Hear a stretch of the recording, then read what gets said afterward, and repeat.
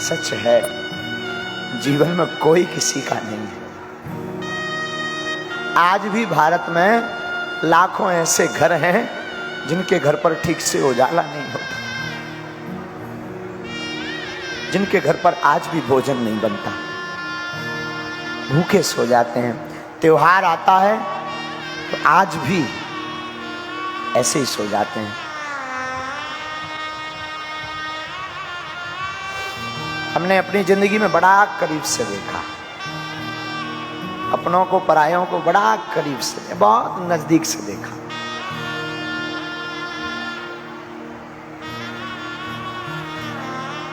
वो बातें बहुत याद आती, वो जिंदगी की रातें बहुत याद आती, वो सूनी गलियां, वो अंधेरा मकान,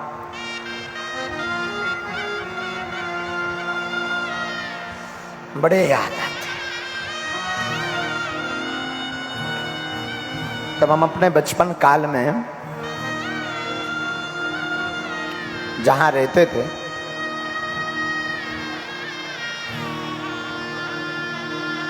पिताजी हमारे तो कुछ करते नहीं थे।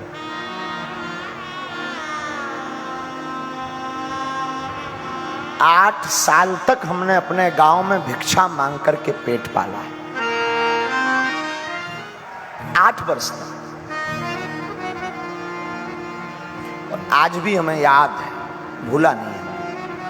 वो दिन बहुत याद आते। 1.5 रुपए का पार्ले जी बिस्कुट लेकर कैसे भी घर पर एकाध कोई सत्यनारायण की कथा हमें मिल जाती थी तो हम कथा बांचने जाते थे, तो 4-5 रुपया मिलते थे। तो 1 रुपए की शक्कर, 1 रुपए की चाय पत्ती, 1 रुपए का कुछ और सामान, और 1.5-2 रुपए का पार्ले जी आता था।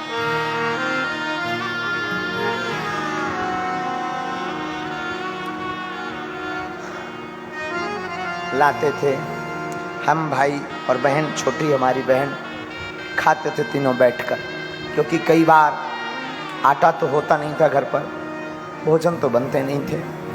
लेकिन हमारी माँ ने एक चीज बड़ी अद्भुत सिखाई हमें। हमारी माँ कहती थी, बेटा तुम भले ही भूखे हो, भले ही गरीब हो, पर घर से तुम जब भी निकलना मुस्कुराते हुए निकलना, सिर्फ मुस्कुराना।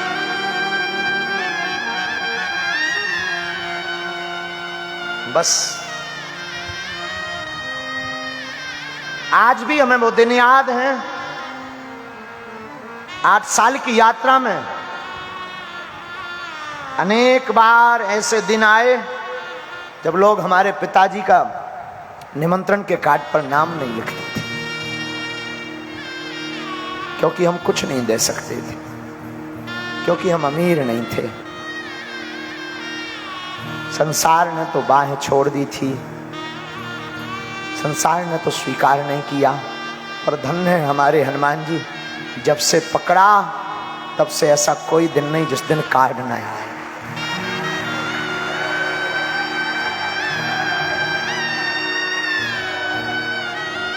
बालाजी करें किसी के दिन जिंदगी में वो दिन ना आए जो हमने अपनी जिंदगी में बहुत भोगे हैं। हम बहुत दिनों तक भूखे रहे। बहुत से लोग पूछते हैं, आप अन्नपूर्णा क्यों चलाते हैं? हमारे अन्नपूर्णा का चलाने का सिर्फ शौक यही है कि हमने जो भूख सही है वो किसी और को ना सहना पड़े।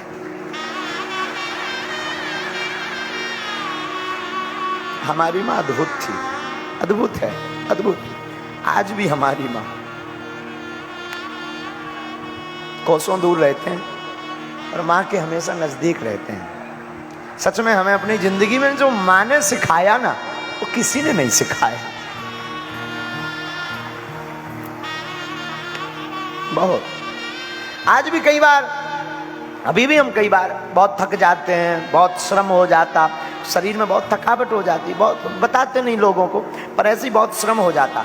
आज भी हम गांव में रहते पर माँ को मिलने नहीं जा पाते। और हमारी माँ आज भी 1.5 किलोमीटर पैदल धूप में चलकर आती है, पैदल।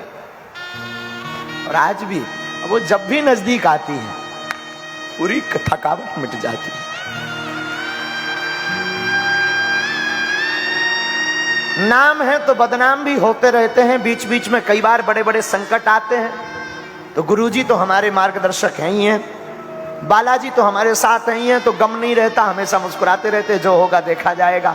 पर हमसे कोई पूछे कि दूसरा बल आपका क्या है संसार में, हम संसार में बहुत अमीर लोग हमारे चेला हैं, बहुत बड़े बड़े आदमी हमारे चेला हैं, पर हम उनको अपना बल नहीं मानते। दूसरा बल अगर हमसे कोई पूछता है तो वो हमारी माँ है।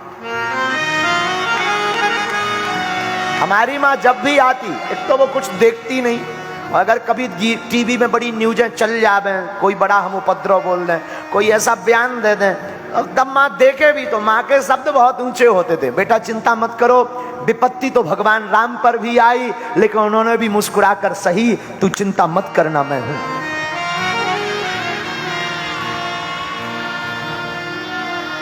और आज भी वो दिन याद है हमें, अपने जीवन काल के। हमें बचपन काल में वृंदावन पढ़ने जाना था, 2000 रुपया उधार किसी ने नहीं दिए थे, क्योंकि आजकल उधारी भी उनको मिलती है जो अमीर होते हैं, गरीबों को उधारी नहीं मिलती। वृंदावन नहीं जा पाए, पढ़ नहीं पाए, भागवत नहीं पढ़ पाए, ब्रजवास नहीं मिल पाया, लेकिन शायद हमारे हनुमान जी को और कुछ मजा थी और कोई मौज थी। हनुमान जी ने ऐसी लीला की कि वृंदावन तो नहीं जा पाए, पर भागवत करने लगे और ब्रज का वास जरूर मिलने लगा। सच है, लेकिन हमने कभी अपने बागेश्वर बालाजी को नहीं छोड़ा।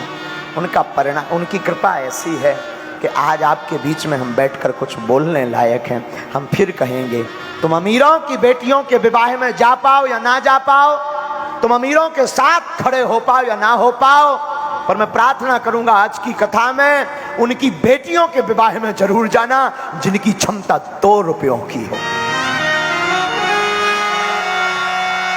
क्योंकि अमीरों को तो लाखों लोग होते हैं, लाखों रुपए के महंगे महंगे गिफ्ट देने वाले, लाखों लोग साफा बांधकर अपने रुपयों का खर्च करके बेटी के विवाह में पहुंच जाते, पर गरीब के घर की बेटी में कोई नहीं पहुंच पाता। तुम उसके साथ खड़े होना जिसका कोई ना हो।